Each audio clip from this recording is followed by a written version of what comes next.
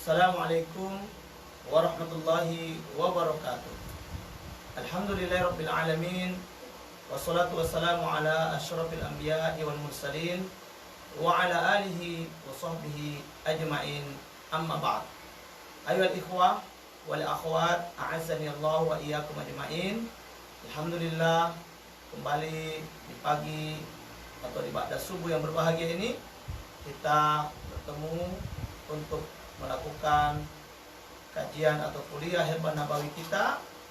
Mudah-mudahan dengan kuliah yang rutin kita lakukan ini memberi manfaat bagi kita semuanya untuk dalam rangka mencegah penyakit maupun mengobati penyakit-penyakit yang sedang menimpa kita. Ya ikhwal akhwat yang dimuliakan oleh Allah Subhanahu wa taala, pada pagi yang berbahagia ini kita akan mulai kuliah Herban Nabawi kita dari buku yang masih sama, yaitu buku Herban Nabawi, khasiat tumbuhan yang pernah disebutkan oleh Nabi, karya Profesor Dr. Abdul Basit As-Sayyid. Baik, kita mulai. Karena akhwat yang dimuliakan oleh Allah Subhanahu wa taala. Herba pertama kita pada pagi hari ini yaitu sena, ya. Daun sena. Nama latinnya adalah Sena Hijaz Cassia acutifolia. Adapun sena India Cassia angustifolia. Ini adalah dua jenis sena yang berkembang, yaitu sena Hijaz dan sena India. Para akhwat ini dimuliakan oleh Allah Subhanahu wa taala, untuk sena ini yaitu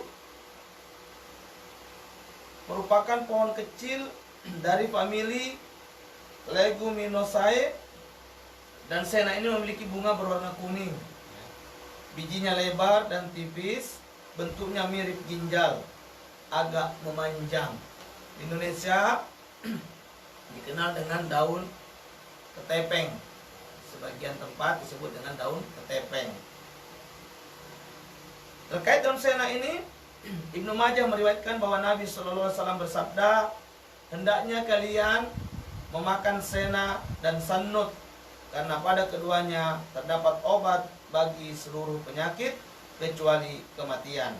Hadis riwayat Imam Tirmizi, Ibnu Majah, dan Al-Hakim. Sena Hijaz yang dikenal dengan sena Mekah lebih baik dari jenis sena lainnya.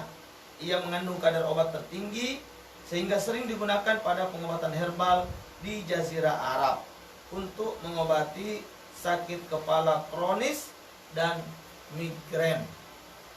Jadi dari dua jenis sena ini, sena Hijaz jauh lebih utama atau lebih baik dari sisi kandungannya, ya, sehingga banyak digunakan untuk pengobatan herbal di Jazirah Arab.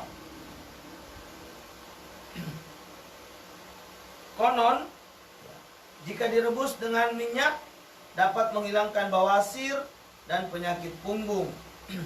Jika sena dimasak dan diberi cuka dapat menghilangkan gatal dan penyakit kulit, membantu kesembuhan luka, juga mencegah rambut rontok. Diriwayatkan dalam kedokteran Nabawi bahwa campuran sena dan sannut dapat menyembuhkan bengkak. Juga akhwat yang dimuliakan oleh Allah, terkait dengan penyakit kulit, alhamdulillah kami sendiri juga sudah pernah membuktikan, ya, di saat masih SMP waktu itu, ya, kami terkena panu di area wajah, ya.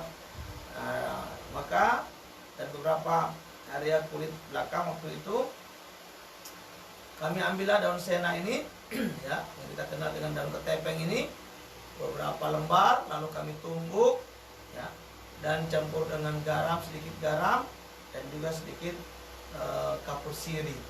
Lalu, ya, setelah halus kita balurkan ke tempat di mana jamur panu urap itu melekat. Maka di situ kita balurkan, masya Allah, ya, alhamdulillah, dengan izin Allah dalam 2-3 kali saja pemakaian panunya hilang, ya, urapnya juga hilang, ya, alhamdulillah. Ini terkait penyakit kulit memang daun sena ini sudah terbukti, ya, terbukti dengan baik. Ya, kemudian apa khasiat yang bisa kita dapatkan daripada daun sena? Di antara manfaat campuran sena dan sanut itu untuk mengobati banyak penyakit kanker, ya, banyak penyakit kanker dan juga virus, ya. Namun ini juga masih perlu diteliti lagi, ya, masih perlu penelitian lebih lanjut.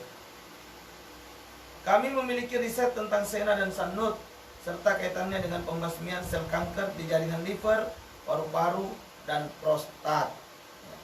Dosisnya hanya digunakan daunnya setelah direndam selama 12 jam di air. Diminum airnya saja tanpa daunnya.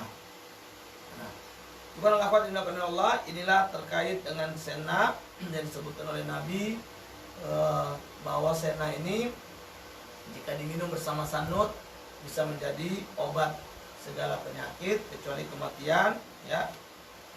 Dan berdasarkan pengalaman empiris, ya, empirik di Jazirah Arab terkait dengan penggunaan daun sena sebagai herbal ini sudah banyak dipakai untuk mengobati sakit kepala kronis dan juga migrain, ya. Dan beliau sendiri, Profesor Dr. Abdul Basit As-Sayyid, itu sudah melakukan penelitian dengan daun sena dan sanut ini sebagai pembasmi sel kanker, ya, khususnya di jaringan liver dan paru-paru, juga pada prostat. Caranya, daun ini bisa direndam dengan air selama 12 jam, lalu kemudian diminum, ya. Airnya, ya, bisa juga dihaluskan daunnya lalu dibalurkan di tempat luka atau area yang gatal-gatal pada kulit kita, maka ini juga bisa mengobati penyakit kulit, bahkan juga bisa membantu mencegah dari rambut rontok, ya, dan sekaligus bisa untuk penyembuhan luka dan juga penyembuhan bengkak. Inilah manfaat dari daun sena.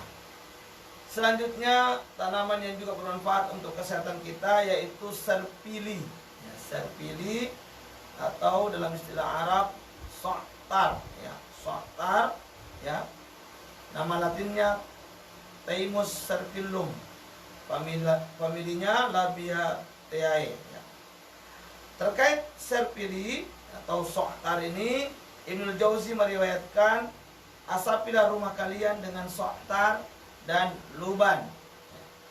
Asapilah rumah kalian dengan sa'tar dan luban. Nah, apa yang kita ambil dari bagian serpili ini yang bermanfaat adalah bagian bunganya. Khasiatnya, air rendaman bagus untuk menghilangkan cacing karena mengandung zat temol yang dapat mengusir cacing. Ia bisa juga dijadikan tambahan pada pasta gigi. Konon, bunga thyme juga dapat menghilangkan angin, kembung, membantu pencernaan makanan kasar, memperlancar buang air kecil dan haid, berguna bagi rasa dingin di lambung dan liver, serta membangkitkan syahwat. Ya. Jadi ini diantara khasiat daripada serpili atau thyme ini, ya, atau dalam istilah Arab sa'tar, ya. Diambil bagian bunganya, ikhwan al-akhwat, ya, kemudian direndam, ya, beberapa jam, dan ini jika diminum bisa membantu mengobati cacingan, ya, termasuk ya bisa untuk menjadi bahan pasta gigi dan bisa menghilangkan angin kembung, ya, dan juga membantu pencernaan. Ini khasiat dari serpili, ya, tanaman yang bermanfaat juga, ya, diambil bunganya dan kemudian bisa diminum rendamannya. Selanjutnya, herbal yang juga bermanfaat adalah siwak. Siwak, ya, siwak yang sering kita dengar dan sering kita pakai, ya. Biasanya ini paling sering dipakai oleh orang-orang ketika ingin membersihkan giginya. Ya.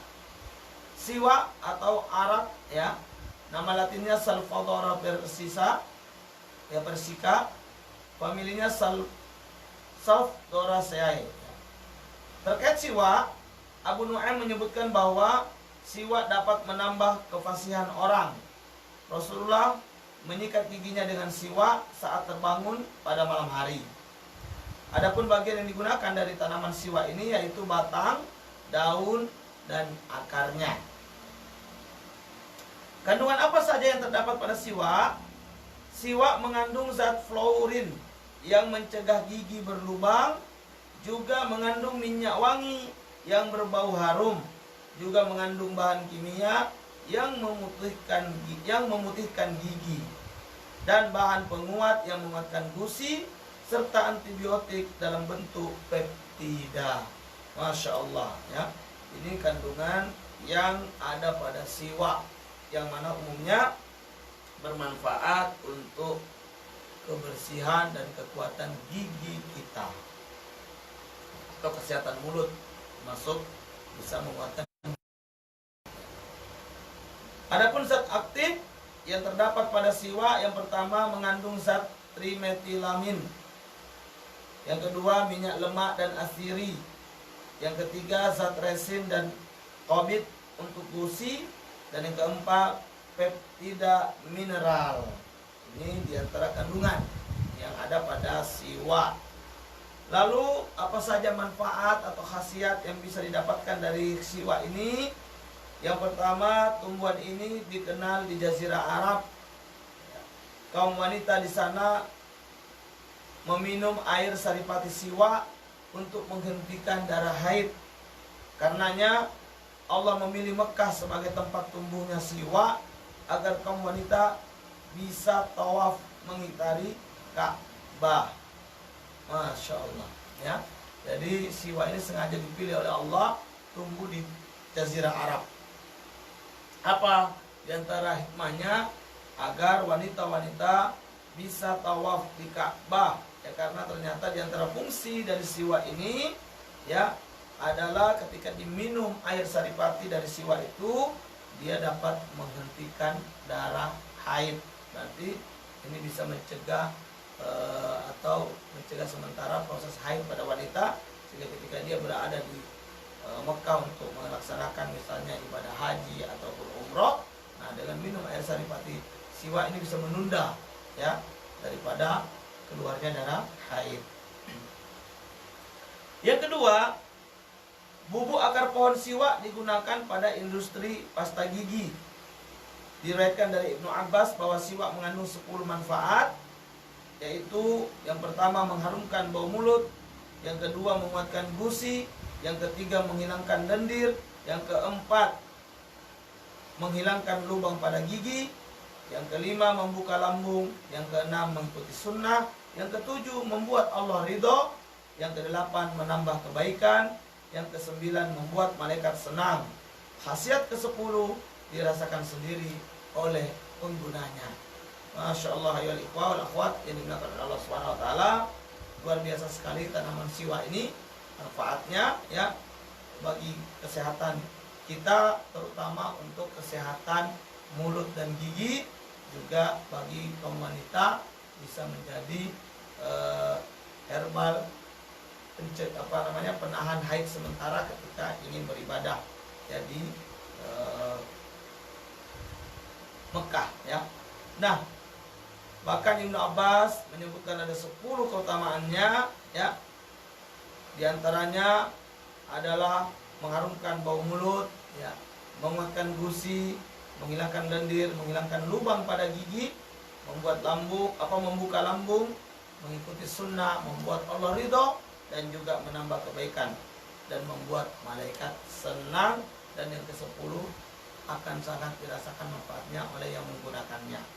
Maka bagi kita yang ingin mendapatkan ke-10 keutamaan daripada penggunaan siwak ini, hendaknya mari kita mulai rutin atau mulai membiasakan diri menggunakan siwak. Alhamdulillah di negeri kita sendiri siwak ini sudah banyak beredar, dijual bebas dan sangat murah, terjangkau harganya.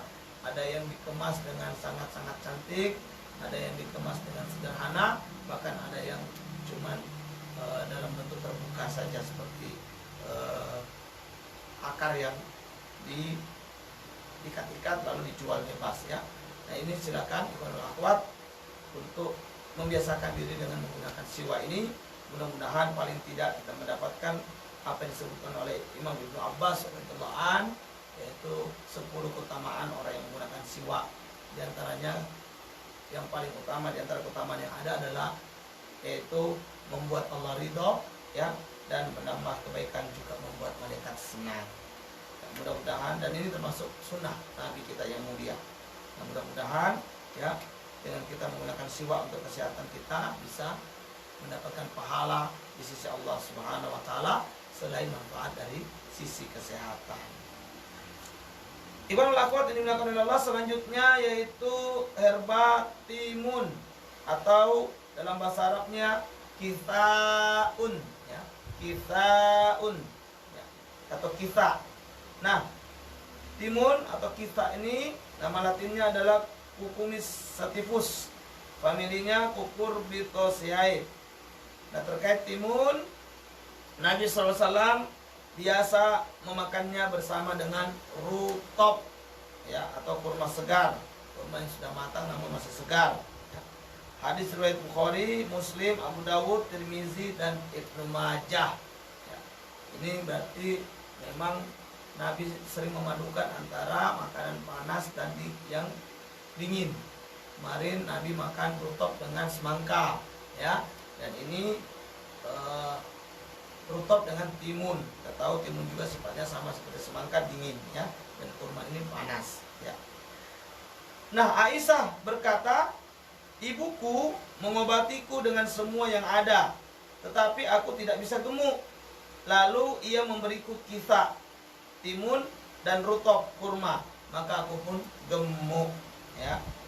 Masya Allah. Ternyata ya, Ibunda Aisyah radhiyallahu anha ini dulu memang tidak terlalu berisi badan beliau, artinya kurus ya, sebagaimana diriwayatkan dalam riwayat yang ada bahwa Ibunda Aisyah ini pernah lomba lari bersama Nabi. Nah, saat beliau masih kurus ya, badannya masih kecil, maka beliau menang dan Nabi kalah. Namun di saat beliau telah lebih gemuk dari sebelumnya, maka Rasulullah menang dan ibunda kalah ya. Ini berarti sesuai dengan riwayat ini juga bahwa Aisyah pernah diobatin oleh ibu beliau ya, untuk dinaikkan berat badan beliau ya, untuk dinaikkan kondisi fisik beliau yang kurus, untuk lebih berisi, dan semua cara atau semua apa yang ada saat itu dan makanan-makanan yang diusahakan oleh ibunda beliau ternyata tidak menambah berat badan beliau, tidak membuat beliau gemuk. Namun setelah mengkonsumsi yaitu kitha ya, timun dicampur dengan kurma rutop ya, maka beliau pun menjadi gemuk atau berisi ya. Nah, apa itu kisah yang dimaksud di sini? Timun yang dimaksud adalah timun yang lebih kecil daripada timun. Nah, ini sepertinya timun yang ada dijual kalau di Aceh ini, di area Selimung banyak ya timun-timun kecil itu. Timun yang ukurannya lebih imut ya, lebih imut dari timun-timun yang umum yang dijual di pasaran. Nah, ini ternyata sangat baik apabila kita campur dengan kurma ya, khususnya kurma rutop yang masih segar ya. Ini bisa menjadi nutrisi untuk penambah berat badan. Jadi bagi teman-teman ikhwanul akhwat yang menginginkan berat badannya untuk naik, menginginkan badannya untuk lebih berisi, maka bisa mencoba resep ini, yaitu ambil timun kita, timun yang kecil-kecil itu ya, dicampur dengan kurma, di blender ya, lalu kemudian dikonsumsi.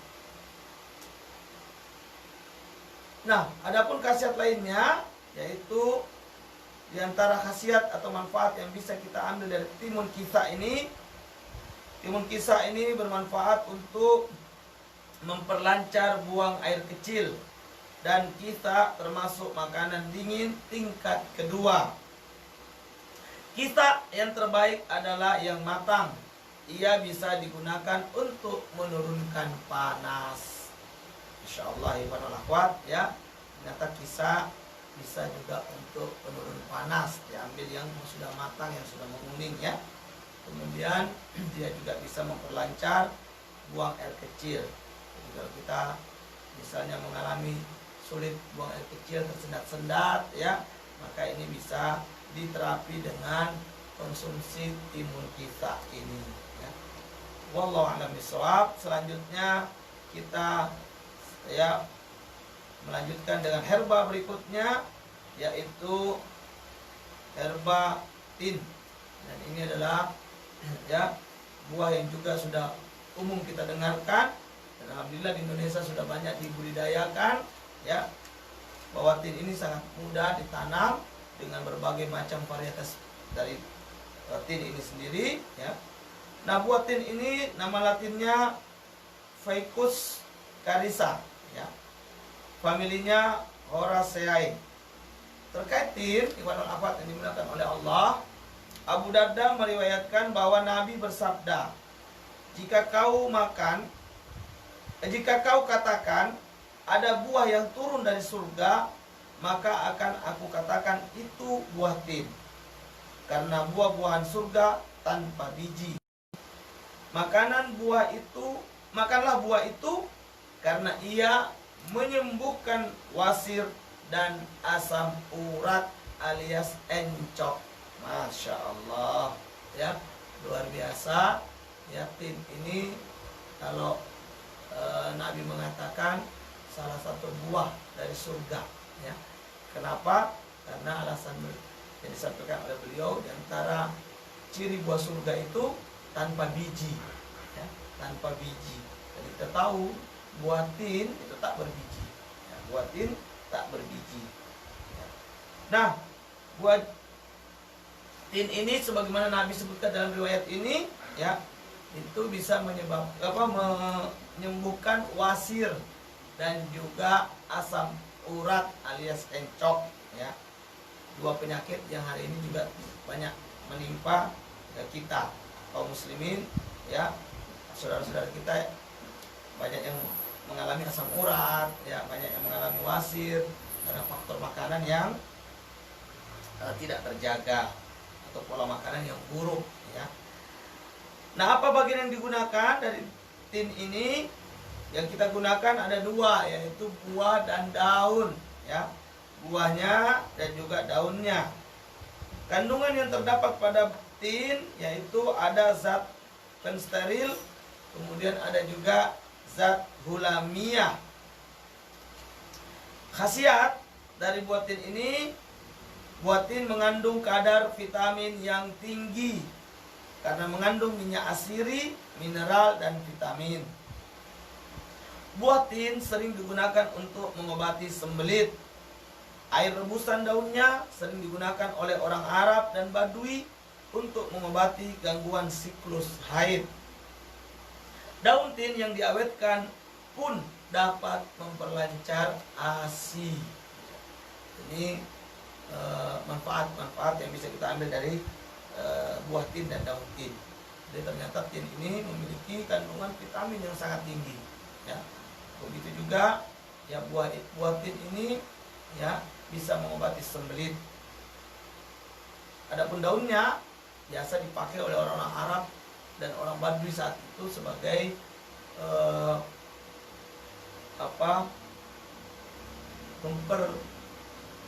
membuat teratur siklus haid pada wanita ya. Agar siklus haid itu teratur, maka minum rendaman air daun tin.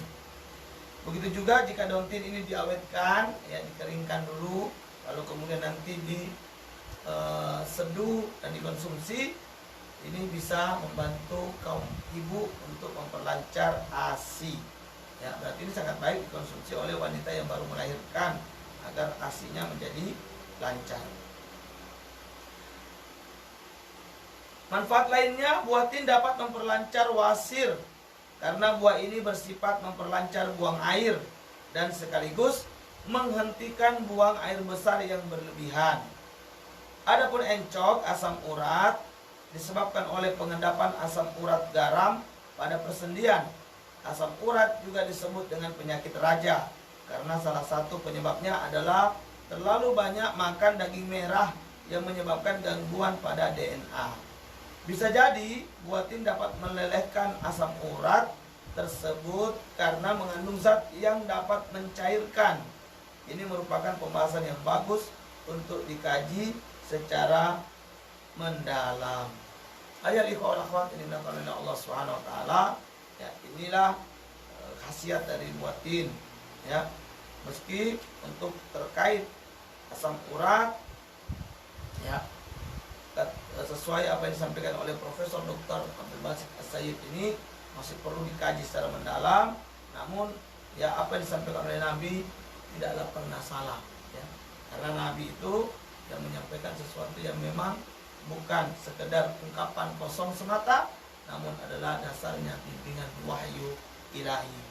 Oleh karena itu, ya, bagi penderita asam urat, ya, silakan untuk mencoba, ya, menjadikan buatin sebagai minuman, ya, keseharian, ya. Caranya di blender, ya, boleh campur dengan madu hutan, lalu kemudian diminum setiap pagi sebelum sarapan dan setiap malam sebelum tidur. Maka insya Allah mudah-mudahan asam uratnya bisa sembuh, ya, dengan izin Allah Subhanahu wa taala, atau bisa normal kembali asam urat tersebut sehingga tidak menyebabkan nyeri dan ataupun menyebabkan sakit yang berat, ya. Ikhwan wal akhwat yang dimuliakan oleh Allah Subhanahu wa taala, ini diantara 4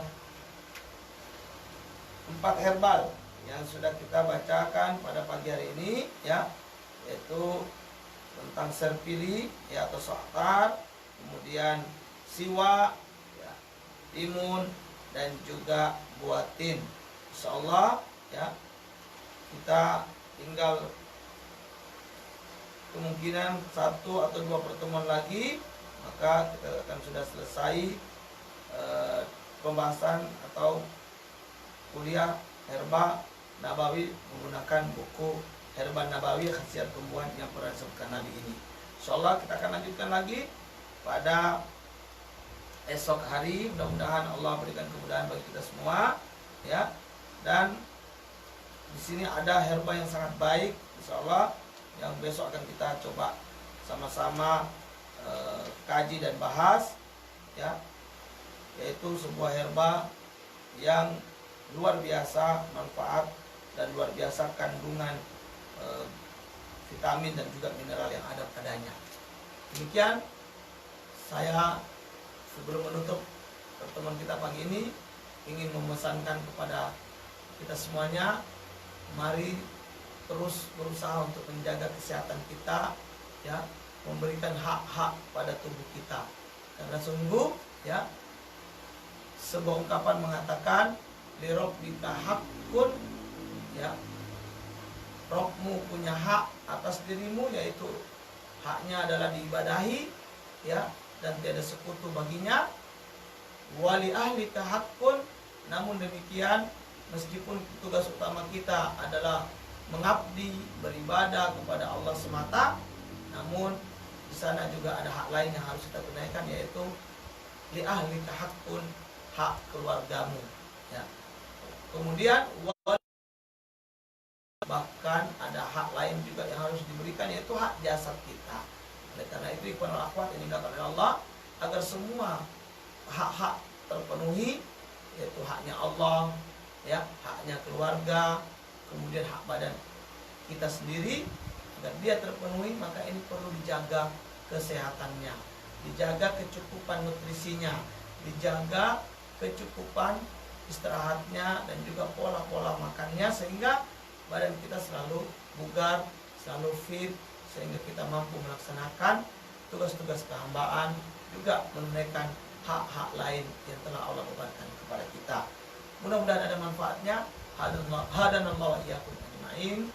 Subhanaka Allahumma wa bihamdika asyhadu an la ilaha illa anta astaghfiruka wa atubu ilaik. Billahi taufiq wal hidayah.